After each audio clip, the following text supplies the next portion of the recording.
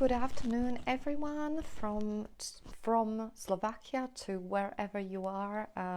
Today we are going to be talking about spring cleaning our soul, and whatever that means. Welcome on this streaming. My name is Lucia Hoxa. I am a transformational lifestyle coach, and I work with women all over the world, supporting them in living the life they love. So that much for my introduction, and now I just want to welcome all of you who are slowly joining into this streaming, whether you are watching it live or recording of this streaming. Welcome. First of all, I want to say today most of the places where I've been talking to people from all around the world, everywhere is raining, so I wanted to fit this spring theme into the spring day. Ideally is not so sunny anywhere, it seems like, but it's okay, because nevertheless spring is here undeniably, and fingers crossed Monday it will start, at least here in Slovakia again.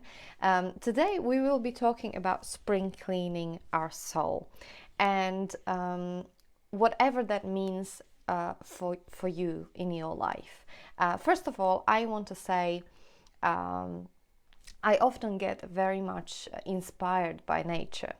And just like we have 4 seasons in nature, these 4 seasons are very important, not just for the nature, but actually for us as well. They used to be much more important. We kind of, over the thousands and thousands of years, we forgot about the importance of the actual season and how they impact our well-being, our life, our setup, our emotions, and so on.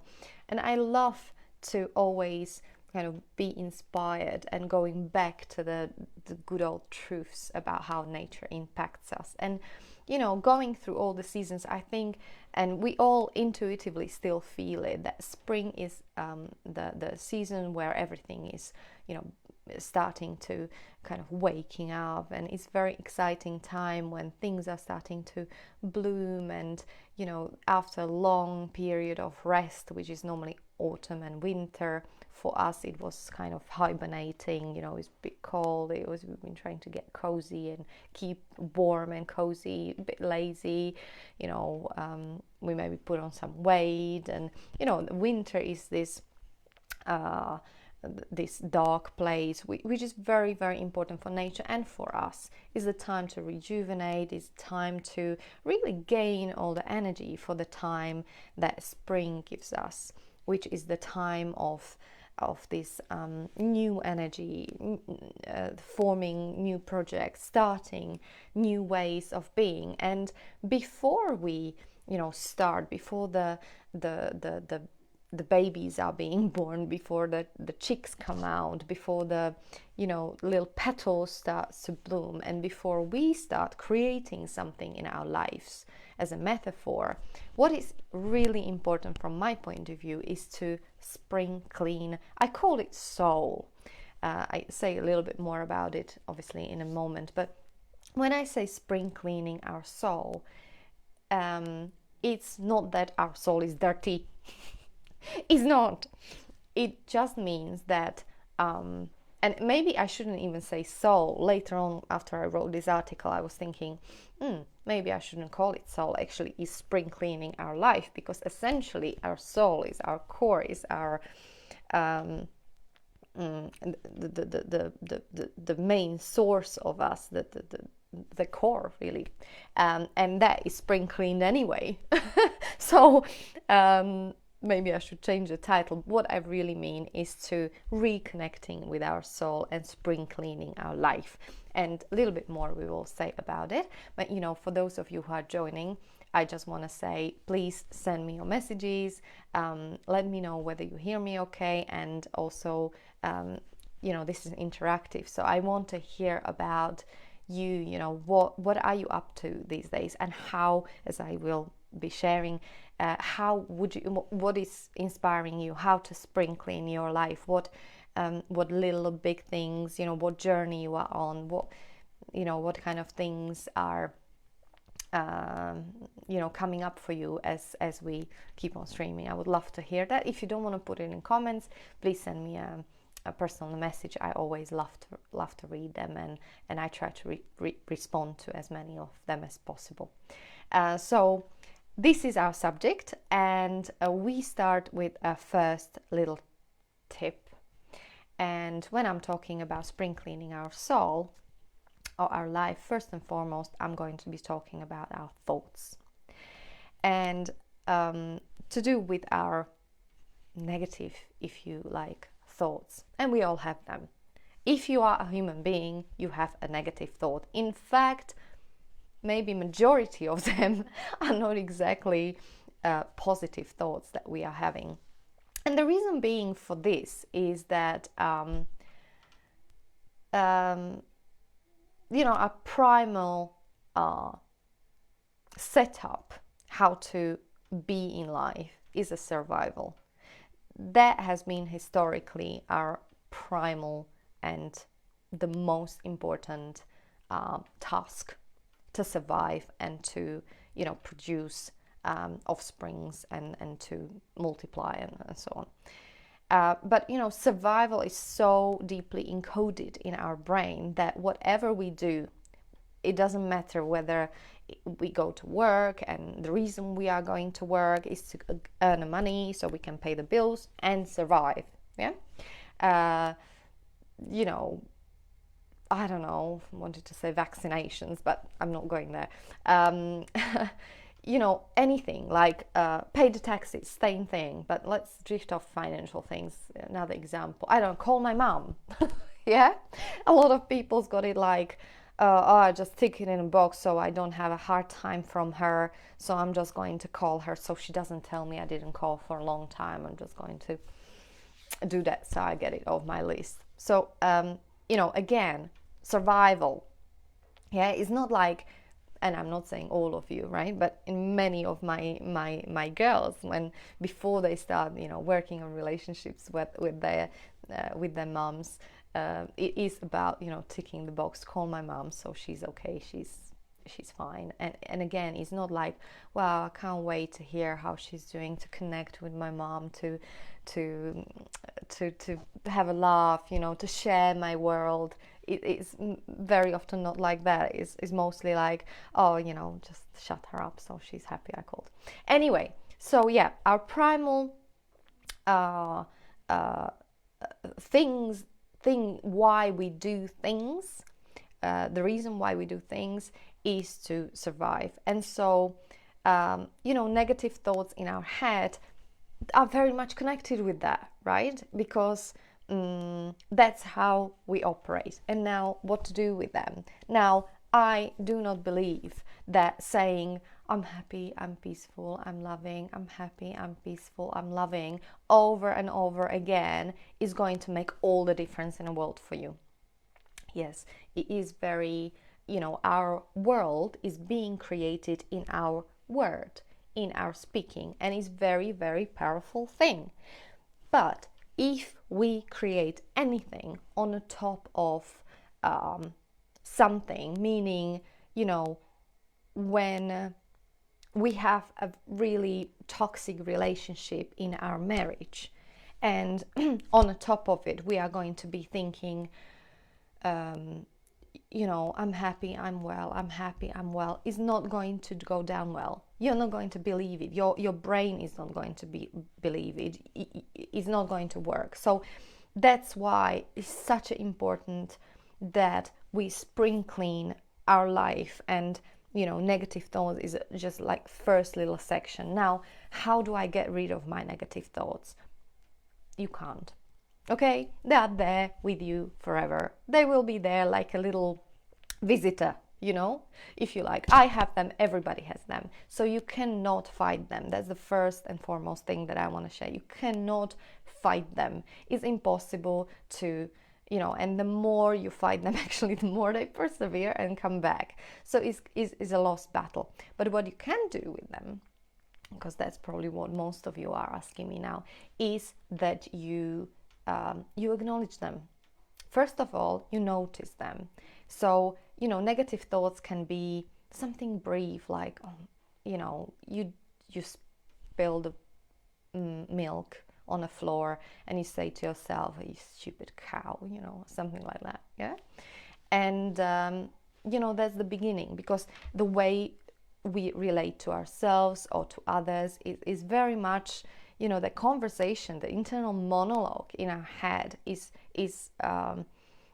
a lot of to do with our state of mind, with our overall happiness in life. So, it can be something like this, or it can be general, like perception at the back of our mind, the world is a dangerous place, or something like that. And when we have this set up, of course, everything is going to be great around us. The spring is not going to be the same. Yeah, so very, very important to acknowledge our thoughts and our way how we go about them. So acknowledge them, be present to them. Don't make them wrong, or don't make yourself wrong for having these thoughts, because it's nothing else but your brain is doing its normal thing, its normal setup. The one thing that you can do is to say to your brain, Lucia, it's okay, you're just having a thought. It's not who you are, like you are a negative person for having this thought. It's just you are having a negative thought. It's nothing to do with you. It's not who you are. When you spill the milk, it doesn't mean you're a silly cow. It just means that you spill the milk. It doesn't mean anything about you or about, anyone else. Yeah, you with me, guys? So acknowledge your thought, be compassionate with yourself and have awareness that it's okay to have this thought, and then maybe flirt with it a little bit. It's like, is it true? And am I the stupid cow for spilling a milk? Or is the world a dangerous place? Is it true? Is it reality? I might have a lot of evidence for it. You put it on the news and it might be all over the news, that it just reconfirms your thought that the world is a dangerous place because you see the wars and politics. But is it the truth? Is that what the world is? So flirt with it. It might be, yes, there are some unfair things in the world, and there is definitely a lot of mess in the world. Yeah, but is that how the whole world is? Is that reality? No, there are a lot of beautiful things happening, charitable things. We don't hear about them in the news much, yeah? But there is nothing is black and white. There is a lot of various colors, and the way we have it in our mind is very important to acknowledge, okay? Let me know, give me thumbs up or anything if this is making any sense, guys, and communicates with you. So that was my first point. I'm just seeing like I've got 20% of battery. I so tried to charge it fully. Anyway, so I'm going to run through this a little bit faster. Okay, so the second tip I have is your expectations. Declutter your expectations.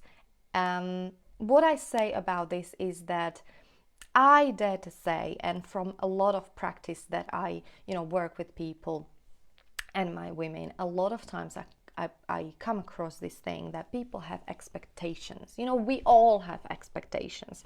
How your marriage should be looking like, how your kids should behave, how your husband should be or should not be, how you should look like, how much you should weigh. We have so many expectations about various things. And if there is a gap between expectation and so-called reality that you have, that gap is a huge amount of happiness, or more or less amount, but there is a certain amount of happiness. And if it's more things, of course, the more things, there is a difference between expectation and what you actually, what it actually is in your life, then the more of it is causing the more of the same, which is unhappiness in your life.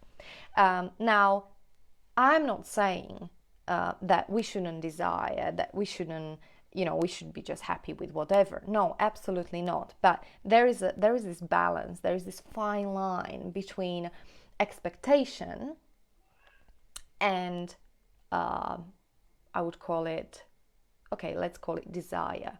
So I was talking to one of my clients yesterday, and she said, wow, Lucia, you lose 10 kilos. How did you do it? Da, da, da. I would love to lose the weight.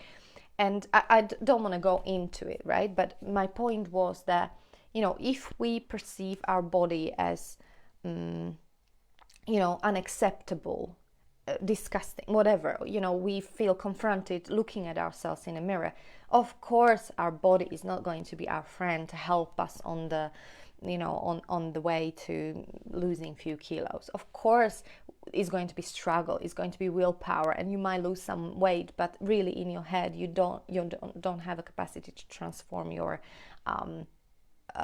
yourself in a lasting long-term way, because it's going to be really hard. And it goes with anything. I'm just using losing weight as an example, being your own best friend. Expectations, if I have expectation like, I should be, I don't know, 57 kilos, and until I will be that, there is something wrong with me. Is not going to, are you with me, is going to be real struggle, and I'm going to be unhappy. And even probably when I reach that weight, which is fairly unlikely, but even if I am 57 kilos, right, will I be still happy, or will there be something else that I'm unhappy with and I'm not accepting in my life, and is not okay as it is? So what I'm saying is, yes, absolutely, if something is off in your life, don't make it wrong. Just observe it, acknowledge it, authentically admit it, look at it from that point. Okay, there is a breakdown. I call it breakdown. It's not nervous breakdown, but for the technically, there is a breakdown, meaning there is a gap between expectation and your desired state, let's call it. And it's okay. It is what it is. It's not wrong. It's not right. It's just, it is what it is. Okay. And when we start from that place, we can create something else being possible. Okay. So give me a thumbs up, guys, if it makes sense and if it resonates, and maybe where you can apply it in your life. Because one thing is to listen about these things, and another thing is really, to apply it in our life. And that's where a lot of times guidance is so important, to actually use all this knowledge in a practical way in your everyday life, which is something that I'm, the reason why I'm passionate about what I do, to accompany you on this journey. The third point is let go of resentments and past hurts. Now, easier said than done, right? I just recently I have a situation. There is something, somebody in a family who technically really, really hurted me. And it was, unfair, and I didn't deserve it, and it was just out of love that I was creating, doing support for some member of the family, and I could easily, and everybody is making this person wrong because of how he's behaving and what he's doing. But it's not about that. I can totally be in resentment and, blame this person. I have every right, and I have lots of evidence why I should be, doing this to a person. But, letting go of resentments and the past hurts. Of course, it did hurt me. I remember I was like 3 weeks out of the hospital with my babies. I almost lost my milk. That's how I was shocked by what happened. Because I'm not used to, I just don't comprehend why people are nasty to each other. And then I really got it, It took me some time, but then I really got it. It is nothing else but this person being really, really petrified. That's why anger. That's why, it comes from the emotion of absolute fear. Fear of loneliness, fear of existential fear, literally. And in that moment, I just felt this amazing amount of compassion and, yes, forgiveness too. And just this compassion and yes, at the same time I know that it's his own journey, and and he's not ready to do anything about it, and it's okay. Yeah. So and I'm peaceful.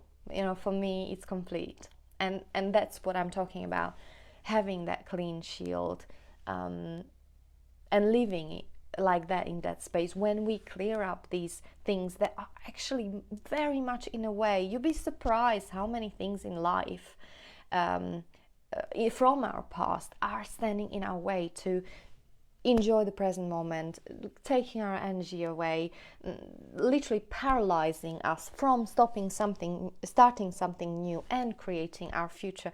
It's unbelievable how things move in life when we allow ourselves to, when we are brave enough to go through the personal development, to take on board, clearing up the stuff from the past. How much, very naturally, very organically, things actually move forward in our life. So absolutely, let go of your resentments and past hurts. And if you don't know how to start or where to start, send me a message, let me know. There is completely the way, and it's possible for everyone, trust me. Absolutely everyone, and absolutely anything. Okay. Another point here I have is kick a bad habits to the curb. I'm just going to stop for a little while with this one. Anything that is not serving you anymore, that is not making sense, whether it's smoking cigarettes or drinking too much wine. I know it's easier said than done, but for me, it's not about willpower. It's all about self-love. And do you know what I always kind of think about is that, for mostly women are listening to me, imagine you are having the little baby in your belly. Would you do that? Would you still do the harmful, whatever it is, binge eating behavior to yourself if you have this precious little baby in your tummy? Would you? No, I think most of us wouldn't. You would treat your body, your mind, yourself as a temple. Many of us have that experience who've been pregnant. I was almost like flouting on a cloud just to make sure that my kids are like happy in there. And it's amazing that once you give birth, suddenly, obviously, they are the most important thing because they are tiny and they take all your energy, right? And time and space and everything. But like what I'm talking about, like, why don't we treat our body that way continuously, even when we are not pregnant, even when, so like really I'm coming here touching the self-love thing, which is the most deepest, wonderful connection with our soul, the most gentle, loving thing that you can do to yourself. And not only when things are well and good in life, maybe just when things are not so well. Maybe the self-love and concept of self-love is the most important times when we don't feel our best, when we made a mistake, when somebody left us in relationship. Those might be the most important moments when we have opportunity to practice the real self-love. And those are the most important moments when we can really apply all these tools. Okay. Next point here I have, have a look at your spiritual routine. I know most of you who are watching this are already, from what you're sending me messages, already doing yoga, meditation, or some kind of spiritual practice, or your own thing, walking in a forest. Whatever it is, have a look, because the truth is, creating the space of quietness in this Western crazy running around world is so important, to be able to stop, pause, reevaluate, or just be in a silence is very, very important, and is even more important to do it regularly, so you have something to look forward to. So you slow right down, not only throughout the meditation, but the impact is really on your everyday life, where you are able, even in a chaos of everything, when you do the spiritual practice of whatever it is, of yours regularly, it's got a huge impact in your general, in your the way you feel in life. I mean, really, because everything, even in a normal shopping, or when you have a busy day, things appear so much more slower and more peaceful. But that's only when you build up your spiritual practice and when it's really a regular thing. And it can be 5 minutes a day. I've got an hour every day I dedicate to my spiritual practice. Sometimes half hour, sometimes it's 10 minutes, okay? But I do it every day, even if it means that I'm like really tired, and I do it at the end of the day, like just with my eyes closed. But I do put a priority on it, and God, it pays off so much. People ask me, how can you wake up at 3 o'clock in the morning?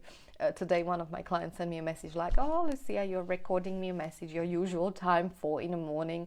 And yes, I feel refreshed. And I think one of the reasons why I have so much energy is because I have my regular spiritual practice. And I just talk about it, not talk about it a lot, but I really recommend it to all of my clients and people in general, to have something that fills you up, fills up your soul, not just nutrition wise, but in this way as well. Okay, so that was my second to last point. And we are today talking about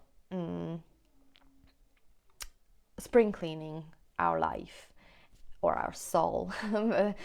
I say life. And when you do this, at the end, I would like to say, be very compassionate with yourself. You're a human being, and it's such a perfect, the fact that you are imperfect and that your life is imperfect. Listen, guys, I'm totally not perfect, and my life is so not perfect. I mean, I love it. I love it. Every morning, I'm very grateful. I wake up with joy, and I look forward to new everything. I mean, really, but it hasn't been like that all my life. I remember the times when I didn't want to get out of the bed. So please, it's a process. Transformation and personal development is the process. Allow yourself, take your time, allow yourself to be ready for next step. Allow yourself to be supported, because a lot of times we get stuck. Being alone, leaving ourselves to our own devices, can be a dangerous place, because our mind is so silly. It goes everywhere. I have a lot of times many clients who are finishing with me. I got like these 12-week programs, and they say, oh my God, Lucia, you are like part of me now. Not part of me, but I mean, you go through a tremendous journey with them. And they sometimes are nervous towards the end of the program, and they are saying, oh, how will I be without this, this support, without you being with me, like on this journey. And the truth is, you don't need anyone. You don't need anything. But the truth is, at least for the beginning of the journey, if you are in a space that you want to do something, you with your life, you are thinking, is this it, or is there anything else that is possible for me in life? It doesn't matter what area of your life. That's very exciting space. And I dare to say, when you get to the point when you're stuck in life, it's very, very important to open yourself, to get to the space when you say, okay, I'm ready, and I think I would love to get some support, and I feel that alone I'm just going around and around in a circle. So for all those of you who are like in this point and are thinking, okay, yeah, I think at least I would like to talk to someone, if there is, just to have some opening, let me know. I mean, I would love, because it can be beginning of something very exciting and new for you. So I encourage all of you to do so. Please don't be alone. That's one of the reasons why I'm doing these streamings, that I don't want you to be alone, to think, oh, good for her, she's happy, whatever, or